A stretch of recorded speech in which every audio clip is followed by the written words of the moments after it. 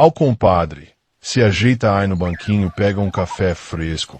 Pega um pedacinho aqui do bolo de milho, ou se preferir, pega uma cachaça, que hoje o caos que eu vou te contar são daqueles que arrepiam até o fio do cabelo branco.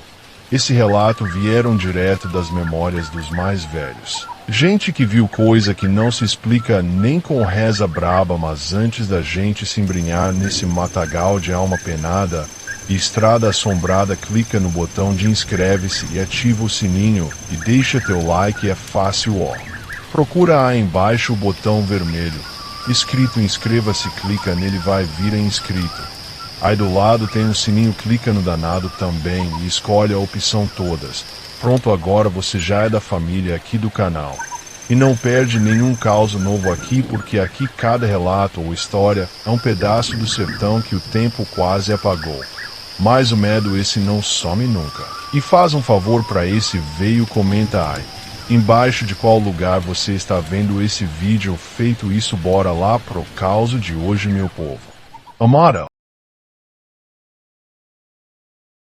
No coração de um sítio afastado, entre montanhas cobertas de mata fechada e cercado por pastos silenciosos, corre uma história que já atravessou gerações, contada ao redor do fogão a lenha, nas rodas de viola e nas noites de lua cheia, em que até os cachorros parecem pressentir algo estranho no ar. O povo dali garante: uma coisa dessas a ciência não explica. Dizem que foi numa noite abafada de verão, quando o céu estava limpo demais e as estrelas pareciam estar mais próximas da terra. Seu Joaquim, o velho dono do sítio Santa Luzia, estava voltando do curral depois de apartar umas vacas que andavam se estranhando. Foi nesse momento que ele viu, bem por cima da mata, uma luz forte, branca e silenciosa, pairando no ar sem fazer barulho nenhum. Não era avião, nem drone.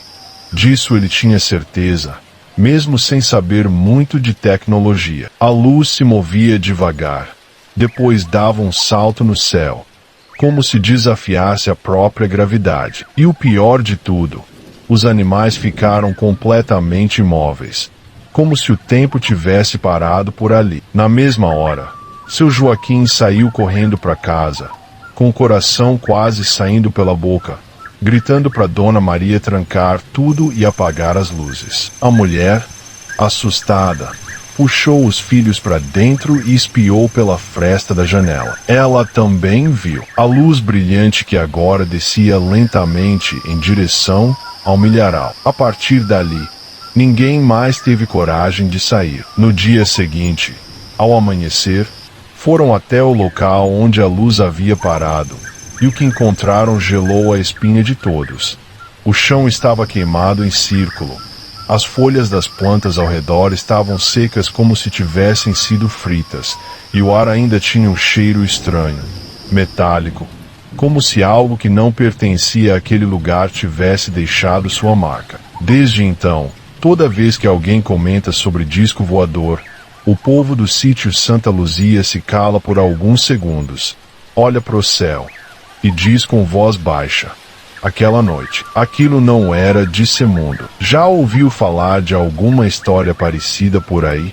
Depois daquele acontecimento, o clima no sítio Santa Luzia nunca mais foi o mesmo. Seu Joaquim, que sempre foi um homem cético e de poucas palavras, passou a evitar andar sozinho à noite. Ele, que conhecia cada canto daquele terreno desde menino, agora se recusava a ir até o milharal depois do pôr do sol. E tinha razão, porque não foi apenas a luz estranha e o círculo queimado que deixaram rastro. Coisas começaram a acontecer, a começar pelos animais. As galinhas pararam de botar.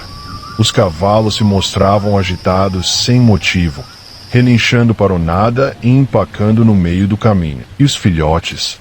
Eles passaram a uivar para o céu por volta das 3 da manhã, sempre na mesma direção, exatamente onde a luz havia pairado. Os moradores das redondezas, que antes zombavam da história, começaram a se perguntar se havia algo ali que não era desse mundo. Uma vizinha, Dona Rita, Contou que viu vultos luminosos andando por entre as árvores na semana seguinte ao fenômeno. Ela jurou ter visto silhuetas altas, magras, com olhos brilhantes observando sua casa da beirada do mato, e o mais assustador, sem deixar pegadas no chão. Seu Joaquim tentou seguir a vida, mas a curiosidade e o medo eram mais fortes. Dias depois, reuniu coragem e foi até a cidade.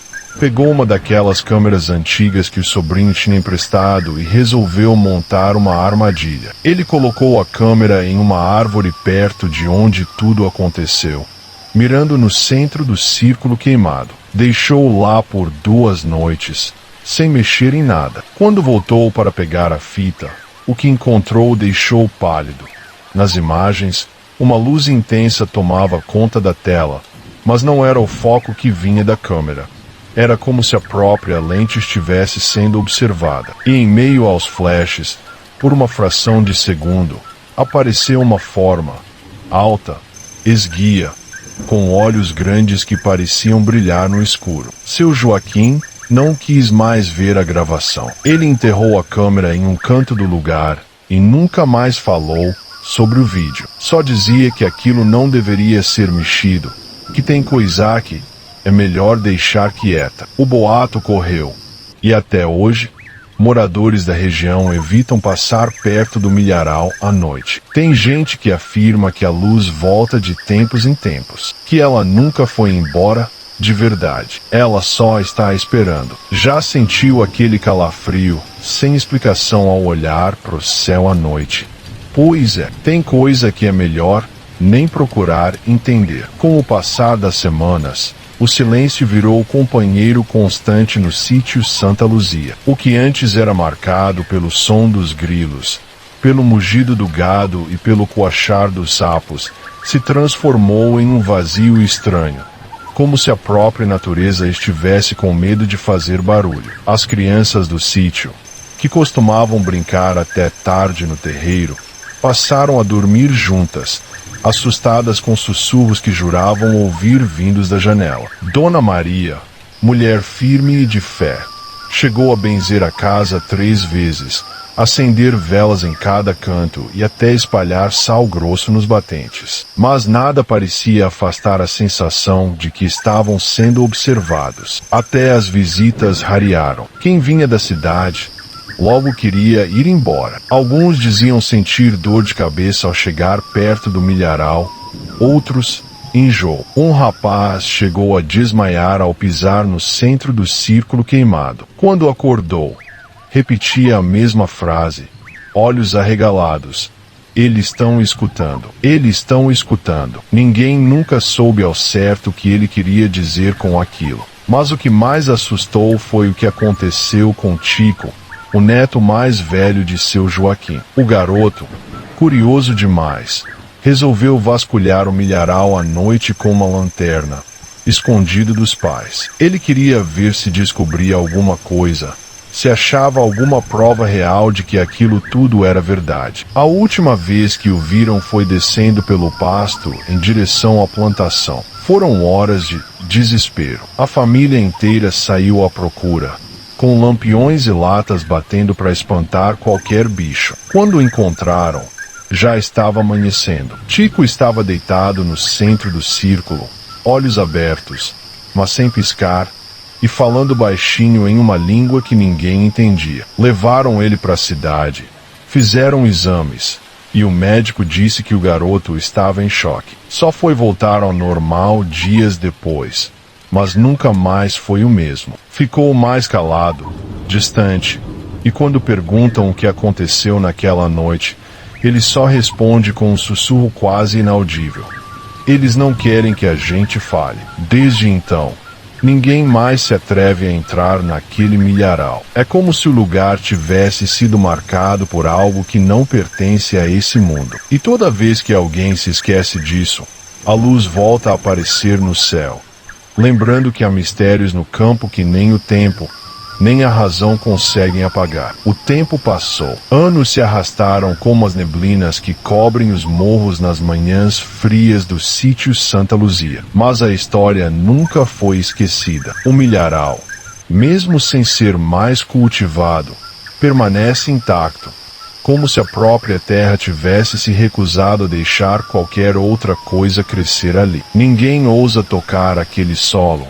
Nem os animais se aproximam. A família de seu Joaquim ainda mora no sítio, mas com um respeito quase religioso por aquele pedaço de terra. O velho nunca mais falou sobre Luz. Envelheceu calado, passando os dias na varanda, sempre com os olhos voltados para o céu, como se esperasse algo ou alguém. Na última vez que foi visto, ele estava sentado com o rádio ligado em um chiado estranho. Procuraram por todo canto, chamaram vizinhos, vasculharam o mato, o curral, até o fundo do poço. Mas não havia nenhum sinal dele, nenhuma pegada, nenhum vestígio. Apenas uma marca fresca no milharal. Outro círculo queimado, maior do que o primeiro, como se algo gigantesco tivesse descido do céu e levado consigo o guardião daquele segredo. Dona Maria chorou por semanas, mas, no fundo, parecia já saber. Como se aquela despedida tivesse sido anunciada muito antes, naquela primeira noite em que a luz surgiu. Chico, agora homem feito, assumiu o sítio com a mesma seriedade do avô. Mas o olhar dele é diferente. Mas atentou, como se enxergasse coisas que os outros não veem. Dizem que, às vezes, ele some por horas e volta sujo de terra, olhando fixamente para o nada. Ninguém ousa perguntar onde ele esteve. Há boatos de que ele continua escutando aquela voz, aquela língua estranha que sussurra em seus sonhos, e que a cada lua cheia, ele sente que está mais perto de entender o que realmente aconteceu lá. Alguns acreditam que a luz vai voltar, que a história ainda